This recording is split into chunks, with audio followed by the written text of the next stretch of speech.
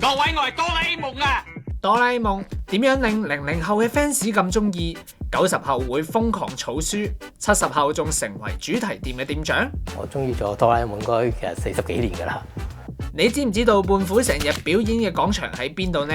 又有不為人知嘅動畫黑歷史，泰國人用佢嚟求雨水，甚至有哆啦 A 夢嘅斬人事件。1973年，叮當呢個譯名由香港起源，改變咗一間出版社嘅歷史，甚至整個華文圈。今集 Big Bang Theory 就同大家講國民級動畫哆啦 A 夢。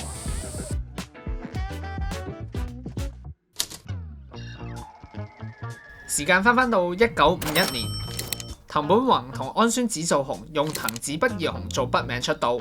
1969年推出哆啦 A 夢，喺小學館嘅雜誌連載。之後兩個人拆夥，佢繼續畫哆啦 A 夢，而佢咧就創作其他作品。就係呢本書令香港人都認識呢隻藍色嘅機械貓。社長張俊華留意到佢有個啷啷，於是就改名做叮當啦。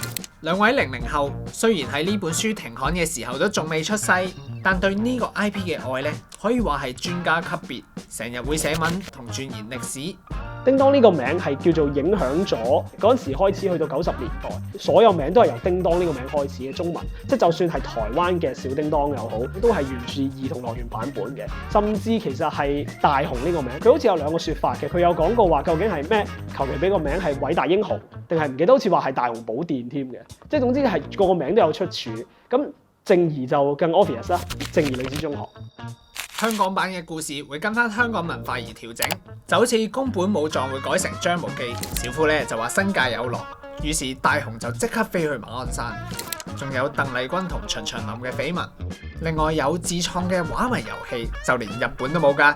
叮當喺香港大受歡迎，據講當時每3個小朋友就有1個有兒童樂園，連陶傑、亦舒都係佢嘅讀者，可以話係小朋友界嘅聖經。後來仲額外推出咗叮當嘅單行本。Dicky 係90後，細個屋企人成日買叮當俾佢，所以一畢業之後佢就開始儲書，無論係中文版或者外語版都照單全收。收藏咗可能都有4-5年啦，收藏咗好多香港啦、中國啦、台灣啦、日本啦、新加坡啦、馬來西亞同啲泰國，加加埋埋可能收集咗200至300本。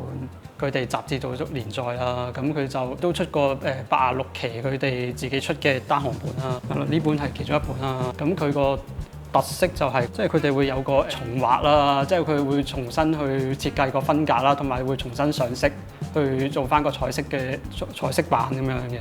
後來另外一間出版社海豹叢書聲稱自己有官方版權，令兒童樂園唔敢再用叮當呢個名。諗咗個策略去迴避呢個版權嘅。佢咧就會將呢個哆啦 A 夢就改畫咗做呢個叫做 IQ 蛋，佢將佢畫咗做一個蛋形嘅機械人，去迴避呢個版權嘅爭議。不過呢條橋都係幫唔到手，直到90年代咧宣布停刊。至於動畫，叮當喺無線播出，可以話係家傳戶曉，引發出唔同創作，例如周星馳經典電影《整蠱專家》。誠實豆沙包，食完30秒之內講嘅嘢都會誠誠實實。編劇劉鎮偉用技安做筆名，艾粒嘅艾粒電視台。隨意門。近年仲有網絡小說同影片。一般人認知電視動畫由1979年喺日本播出，但其實早喺1973年咧已經推出咗一個叫做環之版，連日本人都未必睇過，仲視佢為黑歷史。原作者係比較唔滿意嘅，就譬如大雄係比較似一個壞孩子嘅 feel 啦，或者哆啦 A 夢比較傻氣，或者胖虎小霸王得嚟又唔係好小霸王。呢個版本嘅叮當人設就好似一個思想單純又熱心助人嘅大叔，而大雄係一個會耍手段嘅角色。例如有一集，叮當將壞咗嘅法寶埋喺地下，大雄就用大話洗開佢，最後成功偷到個法寶。6年之後，動畫交由朝日電視台製作，經歷2個版本，直到而家日本同香港都仲播緊，畫風轉咗都仲適應得到，但香港人最難適應呢，就係改名啦。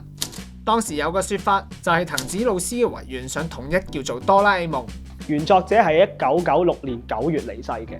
咁但係哆啦 A 夢呢個音譯嘅名，講緊喺其他嘅中文地區，即係譬如台灣或者係中國大陸啦，係講緊1995年已經出現咗㗎咯喎。其實係從來冇一個，即係就算係台灣或者中國大陸嘅書，冇一個版本係寫住話因為原作者的遺願而需要改名，即係從來冇將呢個説法印落本書度。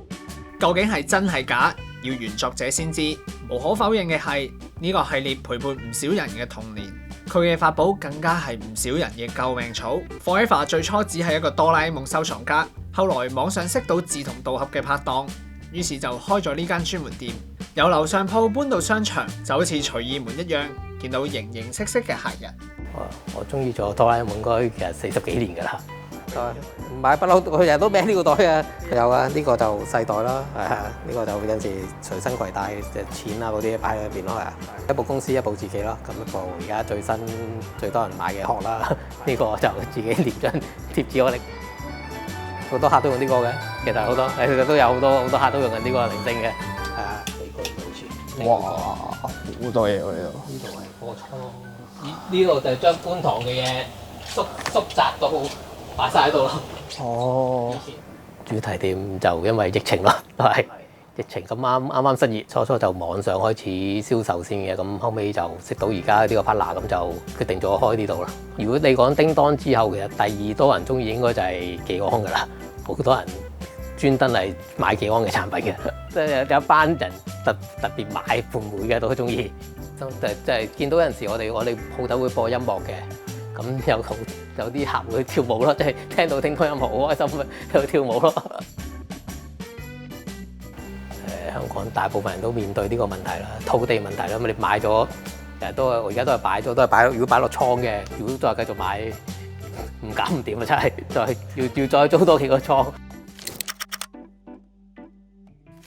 我哋認識嘅哆啦 A 夢設定係由松之機械人工廠出品，有個4次元百寶袋，特別中意豆沙包，最怕咧就係老鼠，而佢嘅出現就係為咗令大雄有更好嘅未來。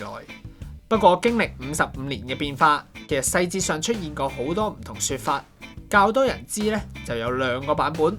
原作者連載出漫畫初期嘅時候，咁嗰陣時啲雜誌編輯咧就話想佢寫多啲一啲關於哆啦 A 夢設定嘅嘢啊、誕生嘅嘢啊。咁嗰陣時就揾咗佢嘅一個助手叫做方倉洋彥，咁就幫佢寫一啲設定啦。就譬如係哆啦 A 夢俾一隻機械老鼠咬咗隻耳仔，咁然後佢變藍色係因為望住塊鏡，然後見到個樣冇隻耳仔，之後嚇到面都青埋，所以變咗藍色。咁然後去到1995年嘅附篇電影啦，2011年哆啦 A 夢誕生，就譬如係機械人學校入面有大家熟悉嘅哆啦 A 夢族啦。然後點解變咗藍色？就係因為佢飲錯咗件法寶，咁然後咧就喊咗好似3日3夜，喊到變咗藍色，把聲又變咗啦。隨住原作者離世，唔同動畫製作人接手，設定上或多或少都會有唔同。多年嚟出現過嘅角色咧，就超過3000幾個。總有一個好似你身邊嘅朋友，例如哆啦 A 夢有幾段戀情，小夫有個細佬，仲成為咗美國叔叔嘅養子。小夫嘅優點，咁當然係有錢啦。嗱，我堂哥又揸艘船啊，我表弟又識點啊，咁啲即係總之總有個親戚可以吹到噶嘛。我爹哋個朋友喺電視台監製嚟㗎，即係總會有啲嘢可以攞嚟講咯。但無可否認，小夫嘅口才係真係幾好嘅。放喺現代社會，其實呢啲人係真係生存得到嘅咯，係。但係其實又未，即係又唔係真係一無是處嘅。即係例如佢哋可以話佢玩花繩啦，係啦，或者係射擊啦，咁其實有一手嘅。如果我都可以好似大雄咁樣用呢個世界紀錄嘅0.93秒瞓得着咧，咁其實係幾好嘅。問心講係覺得大雄呢個其實都某程度上都係人生贏家嚟嘅。其實無論係靜香甚至係大雄嫲嫲咧，即係有啲設定或者有啲描繪，其實會睇得出就係佢哋好清楚或者好睇得到大雄好嘅地方喺邊度咯。即係譬如覺得大雄本身係一個善良啊，一個會將心比己，一個會顧及他人嘅人。即係呢一個亦都係原作者喺大雄的結婚前夕嘅嗰個古仔入面，靜香爸爸同前嘅靜香講嘅嘢嚟嘅。呢個都係作者對我哋一般讀者嘅一種鼓勵啦。即係你識點樣去到為人哋好啊？你嘅心係善良嘅話，咁樣同樣地都係可以成為到一個出色嘅人咯。日本雜誌 Classic Journal 嘅總編曾經出過一本社會學嘅書，指除咗故事嘅設定地點係虛構嘅練馬區月見台，真正提到日本嘅元素咧係相當少嘅。所以 fans 對於取材嘅地點咧有唔同嘅見解，其中有一個地方就俾人認定係胖虎成日開演唱會嘅廣場啦。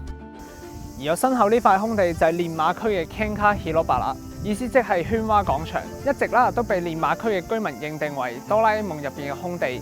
曾經呢個廣場咧就一分為二嘅，一部分就民間擁有，一部分就政府擁有。後來雙方達成咗共識，就合併成為一個大嘅廣場啦。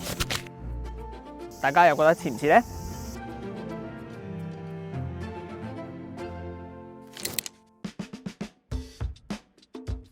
歐美相對遲睇到呢個作品，以動畫為例，除咗意大利1982年較早播出之外，西班牙已經去到1994年，而美國同英國就分別喺2014年同2015年先有官方動畫。喺亞洲，哆啦 A 夢大受歡迎，有好多盜版令印尼、韓國、泰國都有自己嘅創作。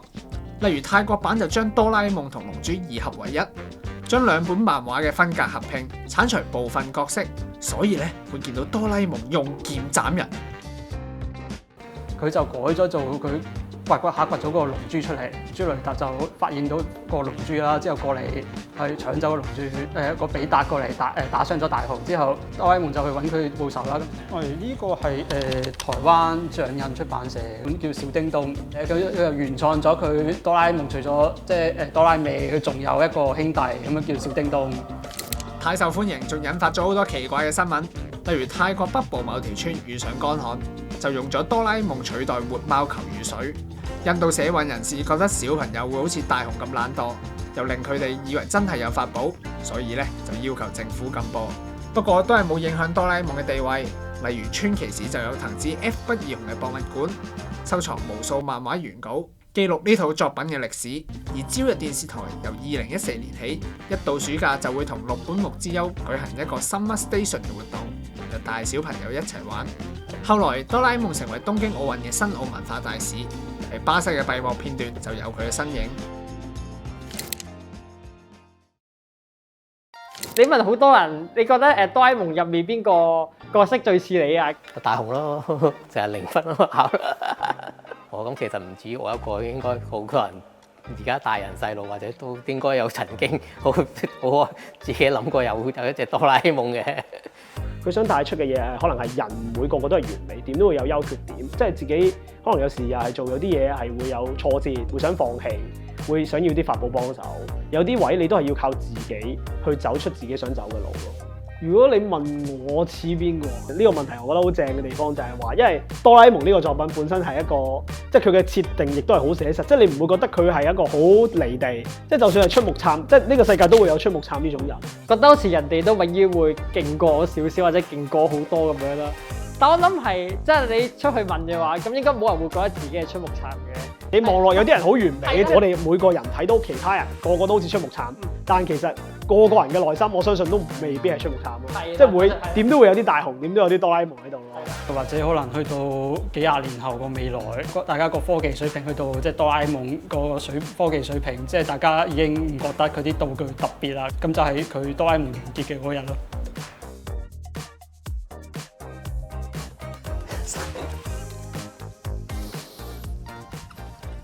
哇！